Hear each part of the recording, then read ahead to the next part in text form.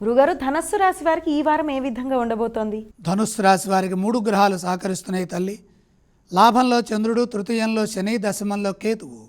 మనోబలంతో పనులు మొదలు పెడితే లాభంలో ఉన్న చంద్రుడు యోగిస్తారు. సకాలంలో పనులు పూర్తి చేయడం ద్వారా ఆశించిన ఫలితాలు వస్తాయి. ఏకాగ్రతతో నిర్ణయాలు తీసుకోవాలి. ఎందుకంటే గ్రహదోషం కూడా ఉన్నది కాబట్టి ప్రారంభించిన పనుల మధ్యలో ఆపవద్దు.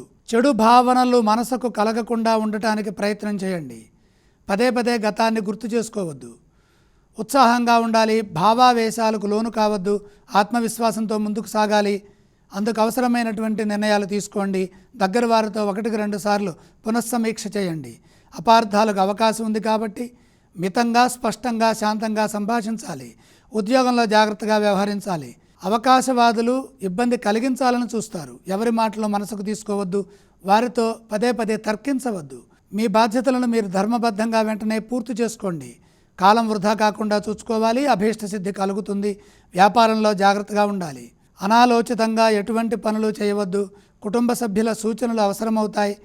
మిత్రుల వల్ల మేలు చేకూరుతుంది. పెట్టుబడుల విషయంలో పొరపాట్లు జరిగే అవకాశం ఉంది కాబట్టి జాగ్రత్తగా ఆలోచించండి.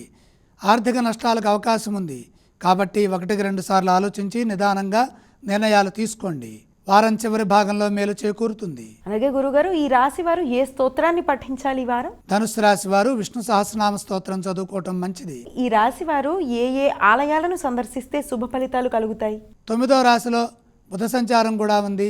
విష్ణువుని దర్శించాలి. ధనస్సు రాశి వారు ఏవేవి దానం చేస్తే మంచిది? సప్తమంలో కుజగ్రహ సంచారం ఉన్నది కాబట్టి కందులు దానం చేయండి.